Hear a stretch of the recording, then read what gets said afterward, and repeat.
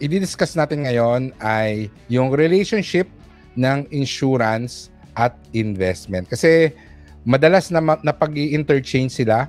Minsan may mga nakakausap ko, meron ka na bang investment? At sasabihin nila, oo, bumili ako ng insurance last year, ganyan. So, iba kasi yung insurance at saka yung investment. And of course, there are products katulad ng VUL na ano siya, 2-in-1. Meron siyang insurance component at meron siyang investment component. But yung use, yung utility ng insurance at saka ng investment, magkaiba kasi. At yun yung i-discuss natin sa ating topic of the day. And I think the best way to differentiate between insurance and investment is to learn about the X-curve concept. I don't know if you are already familiar with the X-curve concept, but I think it is important for you to understand kung ano nga ba ito, kasi ito talaga yung best way to differentiate ano ba yung gamit ng insurance versus ano ba yung gamit ng isang investment. So dahil X-curve concept siya, so kailangan meron tayong letter X. Yeah, so meron tayong letter X. At anong nire-represent itong dalawang axis na to? So the first axis, yung orange na nakikita nyo sa screen, yan yung financial responsibilities natin. Ideally, at the start of our financial journey, marami tayong mga financial responsibilities.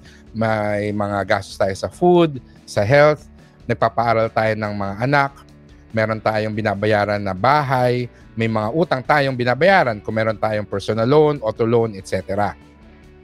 Siyempre, sa umpisa rin ng ating financial journey, yung wealth natin mababa lang. Kaya yung green axis nasa baba.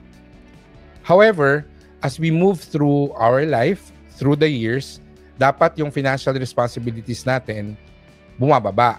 Ibig sabihin, gumagraduate yung mga anak natin, nagkakaroon na sila ng financial independence, may sarili na silang buhay, yung mga auto loan natin, home loan natin, nababayaran, na-fully pay natin, hanggang sa dumating tayo sa retirement age or in our senior citizen years na ang talagang gastos na lang natin ay yung para sa sarili natin, for our food, cost of living, for our health. Ideally din, dapat yung wealth natin lumalaki through the years. Wala tayong masyadong ipon, wala tayong masyadong investment sa simula, but when we retire, sana marami rin sila. Marami na sila. Okay? So itong X-curve concept, it actually tells the ideal story of our financial life. So sa umpisa, which I call stage 1, wala tayong savings, pero malaki yung mga responsibilities natin. Actually, unti-unting dumadagdag yung mga financial responsibilities natin during stage 1. Nag-aasawa tayo, nagkakaanak, nangangarap na makabili ng sariling bahay, sariling sasakyan, etc. Kaya talagang napakalaki ng mga responsibilities na kinukuha natin during stage 1.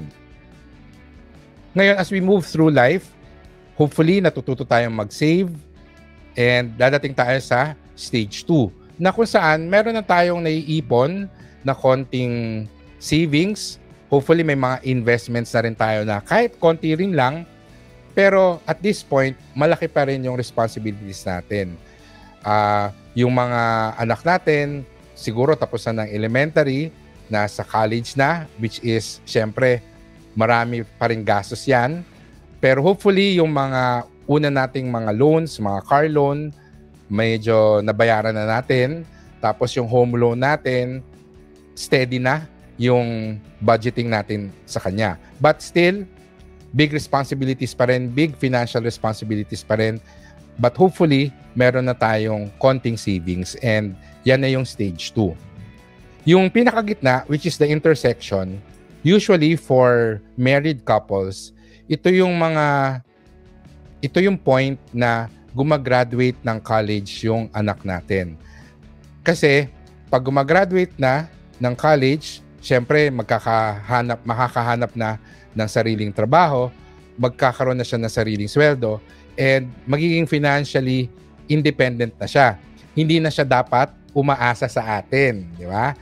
So, as our children graduate college, and as we pay off all the other loans that we have, matapos natin bayaran yung bahay, fully paid na rin yung kotse, etc., we enter stage 3.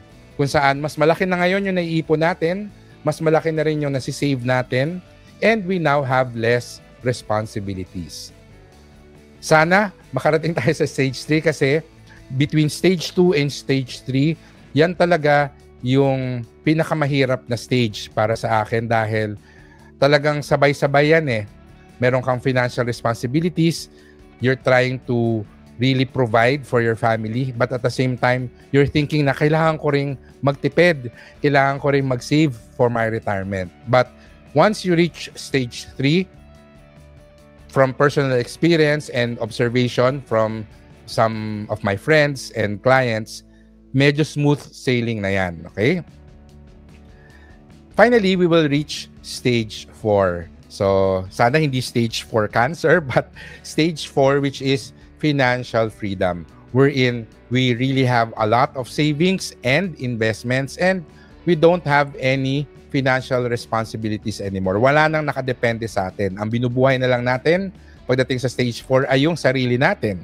So, lahat ng pera natin na naipon, na na-invest, ay para sa sarili na nating gastos. Okay? So, the X-curve concept describes our financial life and it also shows the importance of insurance and investment. Saan? Nasaan yung insurance and investment dito? Unang-una, pinapakita dito that it's important to have insurance, life insurance in particular, because you need life insurance in case you die too soon. So kung knock on wood, may mangyari sa'yo during stage 1 and stage 2, yung iiwanan mong financial responsibilities, ang sasagot ng gastos na yon ay yung death benefit mo sa life insurance. So importante na meron tayong life insurance during this time. And that's why I always say to people na yung financial protection, dapat yun yung inuuna before investing. Pagdating sa financial protection, kailangan meron munang emergency fund, meron tayong HMO or short-term healthcare, and meron tayong life insurance. So, yan, mga tulong-tulong yan para hindi tayo magkaroon ng napakalaking gastos at hindi tayo magkaroon ng financial problems if ever magkaroon ng mga unexpected expenses or knock on wood, worst case scenario, may mangyari sa atin. Siyempre, as we move through life, pagdating ng stage 3 and stage 4, we now have less financial responsibilities or kung may mangyari man sa atin, konti na lang or hindi na masyadong maapektuhan yung ibang tao. Diba? Kasi yung mga anak natin may mga sarili ng buhay, may mga sarili ng trabaho, etc. Therefore, ang kailangan natin isipin yung sarili natin. So, pagdating sa later stages of our life, kailangan natin ng investment. You need investments in case you live too long. So, syempre, yung investments, dapat lumaki na yan by the time na dumating tayo sa ating retirement at yun na yung bubuhay sa atin dahil at that point, hindi na rin natin siguro gusto or kaya magtrabaho. Titigil na yung sweldo natin, titigil na yung cash flow natin, pero we can still live a comfortable life because we have investments. So, pagdating sa X-curve concept, kailangan talaga unahin yung insurance kasi yun talaga yung financial protection natin against disasters, against financial disasters, and in case may mangyari sa atin para merong sasagot dun sa mga financial responsibilities natin. Pero dapat, unti-unti, nagsisimula na rin tayo mag-invest for our retirement. Now, when we reach stage 2, 3, kung saan talagang nababawasan na yung mga financial responsibilities natin, yung mga natitipid natin sa gastos kasi nga we now have less responsibilities, dapat fina-funnel natin towards investments. For example, in your 40s, graduate na yung anak ninyo ng college, tapos wala ka ng pinag-aaral, yung dating ginagastos mo sa pagpapaaral ng mga anak mo, instead of increasing your lifestyle, siguro a portion of that you now allocate to investments for your retirement. Kasi at the age of 40, mid-40s, you still have more than 10 years to prepare for your retirement age of 60. So, pwede pang mag-invest sa mga high-risk investment, pwede ka pa mag-invest sa stock market, for example, or sa mga equity fund. So, pagdating ng 60, yung mga na-invest natin, kasama ng mga nauna natin, ng mga maliliit na mga investments na sinimulan natin nung 20s and 30s natin, I'm very sure nag-compound na ang growth niyan at malaki na siya by the time that we reach stage 4. And that's when we will enjoy our financial freedom. Okay? So that's basically the relationship between insurance and investment, at kailangan natin maintindihan ano ba yung role niya sa financial life natin, kasi mas mapaplano natin yung ating budget pagdating sa prioritization.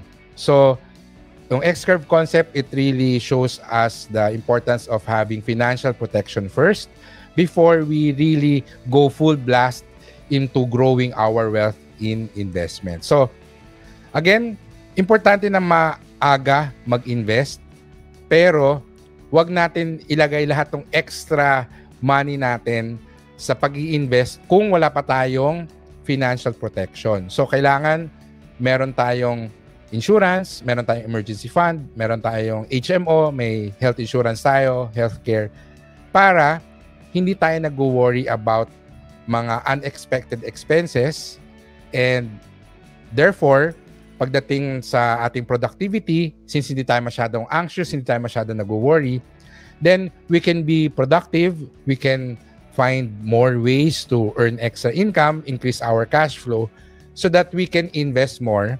And by the time that we retire, marami na yung na-accumulate natin na wealth, and we can now live comfortably.